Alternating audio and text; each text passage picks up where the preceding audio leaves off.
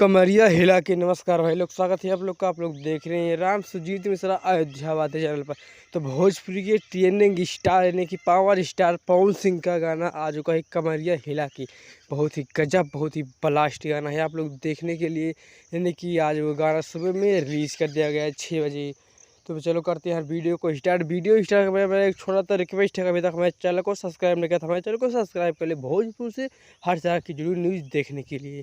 गीत दिया है अरुण बिहारी जी ने, संगीत से सजाया है छोटू रावत जी ने, संगीत दिया है छोटू रावत जी ने, गीत से सजाया है और गीत दिया है अरुण बिहारी जी ने, स्वर है पवन सिंह।